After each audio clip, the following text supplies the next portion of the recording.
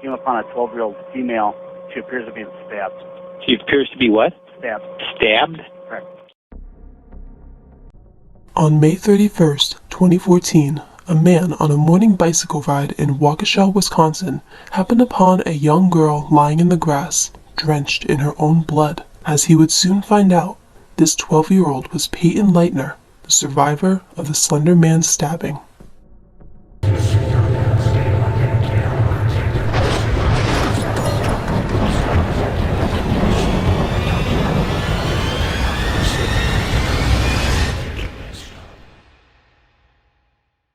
The day before, Leutner had been celebrating her best friend's birthday. Little did she know that this preteen slumber party was really just a ploy to lure her into the woods and murder her. A sinister plot hatched up months before by that same best friend, Morgan Geyser. The case quickly became a national news story, and not just because of the appalling youth of the perpetrators. Instead, it was their motive that struck fear in the hearts of parents everywhere. The two 12-year-olds had decided to stab their friend and leave her for dead in order to prove their dedication to a creepy internet meme, Slender Man. 2 years before the Slender Man stabbing, Payton Leutner and Morgan Geyser became friends when Leutner sat down next to Geyser in the school cafeteria. She was sitting all by herself, and I didn't think anyone should have to sit by themselves, Leutner explained. I made friends with her when I saw that she didn't have any friends at all. When asked if she felt bad for stabbing one of her best friends, Morgan Geyser said, "I thought about it, but then I decided that remorse would get me nowhere. It's easier to live without regrets." Before long, the two were inseparable. Like any other young suburban girls, they had sleepovers, played together, and created their own inside jokes. Geyser nicknamed Leutner Bella, and they became best friends. Leutner said she loved her friend's sense of humor, as well as her wild imagination, which often expressed itself in drawings. That all changed, however, when the two girls entered 6th grade and Geyser made a new friend, Anissa Wire. "I didn't like Anissa at all," said Leutner. "I just hung out with her because I knew Morgan really loved her as a friend, but she was always cruel to me. I feel like she was jealous that Morgan was friends with me and her." Anissa Wire said she truly believed Slender Man was real, and she stabbed her friend in order to prove his existence to the rest of the world. Wire lived in the same apartment complex as Geyser, and the two began riding to school together. They also bonded over their shared interest in the popular internet meme, Slender Man. As their friendship grew, so did this interest, and soon it started to border on an obsession. "I told Morgan that it scared me and that I didn't like it," said Leutner, "but she really liked it and thought it was real." Still, Leutner remained friends with Geyser. She didn't want to leave the girl sitting all alone during lunch, as she had found her that day 2 years before. Payton Leutner had good reason to be scared. In fact, the only reason Slender Man exists is to scare people. Nearly 5 years to the day before the Slender Man stabbing, a humor site called Something Awful organized a Photoshop contest that asked users to take a regular photograph and make it scary. In one image, Slender Man's creator added the caption, "We didn't want to go. We didn't want to kill them, but its persistent silence and outstretched arms horrified and comforted us at the same time." Eric Knudsen, also known by his username Victor Surge, took inspiration from H.P. Lovecraft and Stephen King to create his submission. His photographs, which depicted a tall, thin figure photoshopped into the background of old black and white pictures with children playing, quickly drew the attention of horrified website visitors. Almost immediately, the figure was given his name, Slender Man, and people from around the globe began building on his myth. Just 10 days after the Slender Man photos were first posted, a YouTube channel called Marble Hornets released a fictional found footage series about a creepy, slender figure stalking a film student. Slender Man has no face, long arms, always wears a suit, and often has tentacles growing out of his back. It was a viral success, and soon more series, and even a few homemade video games made their debuts. Many of these, all a homage to Slender Man, were posted on the popular site Creepypasta for anyone to read.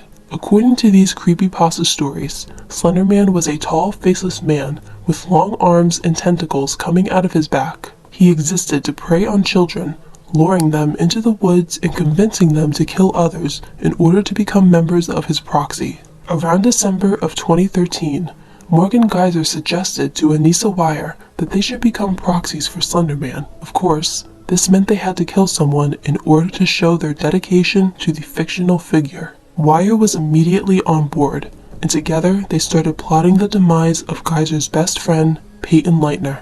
I was excited because I wanted proof that he existed, because there were a bunch of skeptics out there saying he didn't, she said. For months, they coordinated the Slender Man's stabbing, whispering and using codenames in public so as to not raise suspicion. Like for knife, we used cracker, Geyser said. For the killing, we would use words like itch. This was their plan.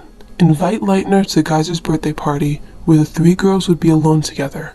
Kill Leutner. Pack their bags, and walk to Slender Man's mansion, which they believed stood in the Chowamaga-Nicolet National Forest in northern Wisconsin. Here, they would be welcomed with long, open arms. You have no idea how difficult it was not to tell anyone, Geyser said. It was a flawless plan, actually. On the day of Geyser's 12th birthday party, the birthday girl and her accomplice went to Wire's house before picking up their victim. Here, they packed a backpack with clothes, granola bars, water bottles, and a photo of Wire's family. She didn't want to forget what they looked like when she was living at the Slender Man mansion. The parents of Morgan Geyser and Anissa Wire contemplate what could have driven their children to attempt murder. Once Leutner was picked up, Geyser's parents took the three girls to a roller rink called Skateland and then took them back home to sleep. In the morning, Payton woke up to an empty room.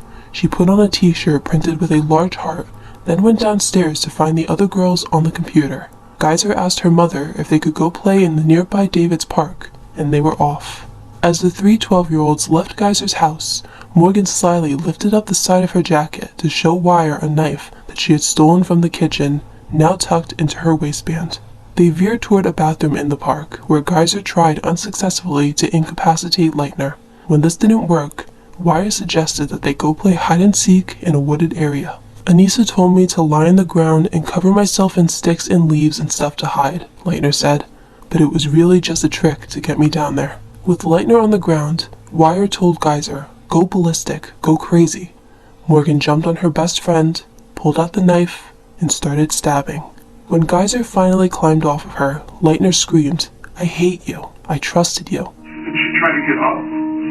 Yeah, she tried to get up. She said that she couldn't see, she couldn't walk, and just that she couldn't breathe. The 12-year-old told Leutner to lay down while they went to get help, something that the murderous girls had no intention of doing. After they left, Payton mustered up enough courage to move her body out of the woods and into a place where she could be spotted. Not long later, Greg Steinberg noticed the young girl while out for his morning bike ride. An ambulance soon arrived at the Wisconsin park, and Payton was rushed to the hospital. Her parents were there when she came in, covered in blood. It took 2 nurses to count her stab wounds. There were 19 in total. During 6 hours of intensive surgery, doctors patched up the girl's critical wounds. 2 had hit major organs, damaging her liver and stomach. The one that had punctured her chest near her heart was considered a miracle. If the knife had gone a width of human hair further, she wouldn't have lived, Dr. John Kellerman said after operating on Leutner. When Leutner woke up after surgery, relying on an intubation tube in her lungs to breathe, her first thoughts were, did they get them? Are they in custody? Are they still out? By then, the girls who had committed the Slender Man stabbing were indeed in custody. The Waukesha County Police Department had begun their search for them directly after Leutner was taken to the hospital. A few hours later, they found Geyser and Wire walking near the highway. They were carrying a backpack filled with granola bars and the kitchen knife they used on their friend. Although they had stopped at a Walmart to wash their friend's blood from the knife and their hands, their clothes were still spotted in red. The girls confessed immediately. She said that he'd kill our family. Who's he? A man. I didn't know him, but he said he was him. It was weird. I felt no remorse. I thought I would, she said. I actually felt nothing.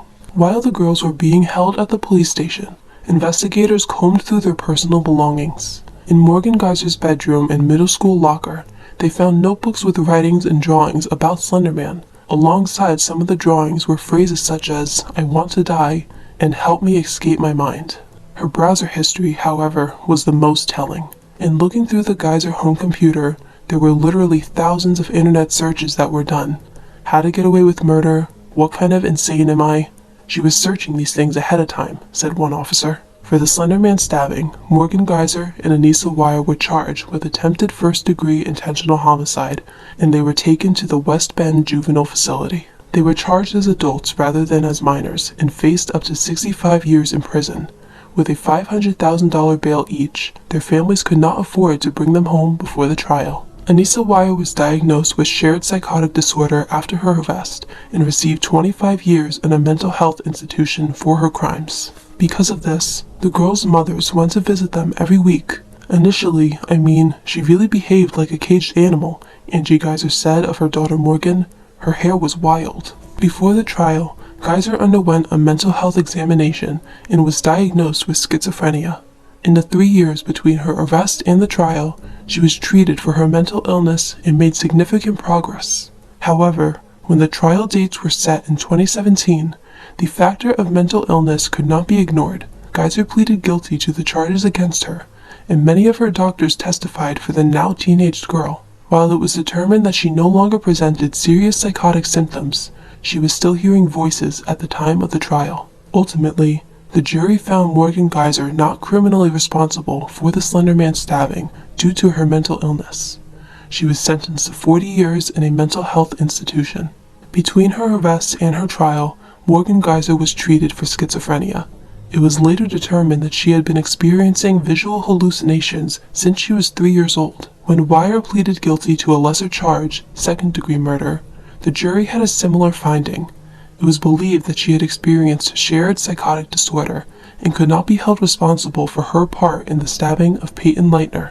She was sentenced to 25 years in a mental health institution. At the end of the Geyser trial, she said between sobs, I just want to let Bella and her family know I'm sorry.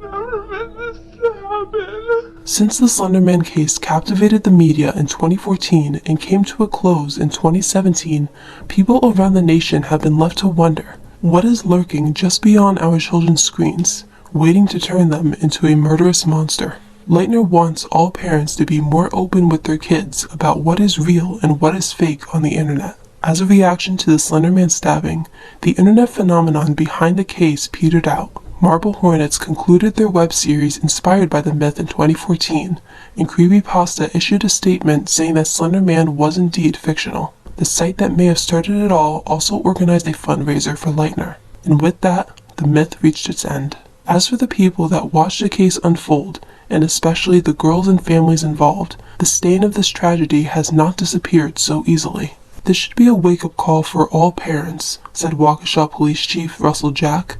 The internet has changed the way we live. It is full of information and wonderful sites that teach and entertain. The internet can also be full of dark and wicked things. 5 years after her attack, Payton Leutner agrees.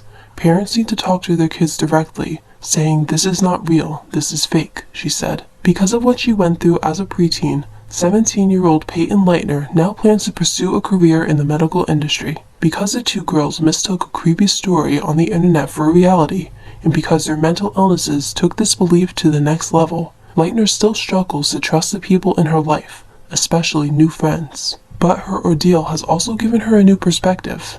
When asked recently what she would say to Geyser if she got a chance, Leutner said, "I would probably initially thank her. I would say just because of what she did, I have a life now. I really, really like it and I have a plan. I didn't have a plan when I was 12, and now I do because of everything I went through." As of 2019, Leutner is 17 years old and a senior in high school. In the fall of 2020, she hopes to attend college and pursue a career in the medical field. As for the other 17-year-old girls involved in the case, their mental health treatment has changed their lives, and they are both expected to remain in institutional care. As Angie Geyser said about her daughter, Morgan lives in reality now.